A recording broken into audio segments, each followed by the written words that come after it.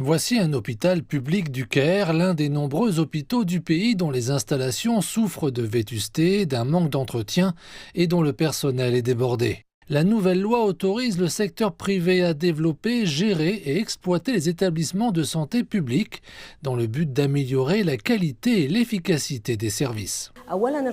Le secteur privé est mieux équipé pour prendre des décisions rapides et éclairées de manière professionnelle.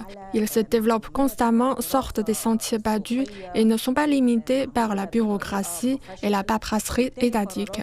Le secteur privé propose de meilleurs salaires et permet aux employés de suivre des cours à l'étranger afin d'améliorer leurs compétences, d'être plus créatifs et par conséquent d'élever le niveau des services destinés aux citoyens.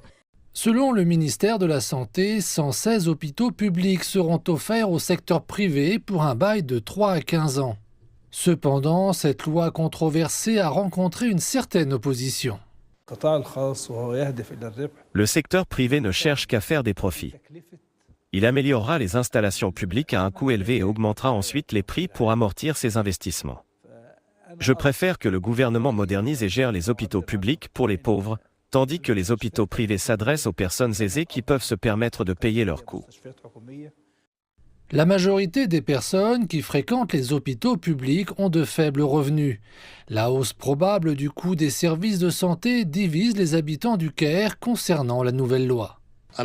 Je suis favorable à la loi parce que les hôpitaux publics sont en très mauvais état. Si la nouvelle gestion pourra améliorer les services pour nous, je suis tout à fait d'accord, à condition qu'elle n'augmente pas trop les prix.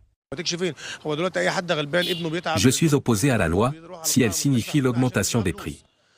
Nous voulons que les hôpitaux publics soient modernisés et qu'ils restent abordables pour les pauvres qui en dépendent. Les officiels ont toutefois apaisé les inquiétudes. Nous allons bientôt adopter le nouveau programme global d'assurance maladie, ce qui signifie que tous les services seront gratuits pour tous les Égyptiens, riches ou pauvres. Il n'y a donc pas lieu de s'inquiéter. Mis en place par étapes, le système d'assurance maladie universelle devrait être totalement opérationnel d'ici 2027. D'autre part, la nouvelle loi qui fait partie d'un plan visant à accroître la participation du secteur privé à l'économie prévoit également la construction de 10 nouveaux hôpitaux privés au cours des 24 prochains mois.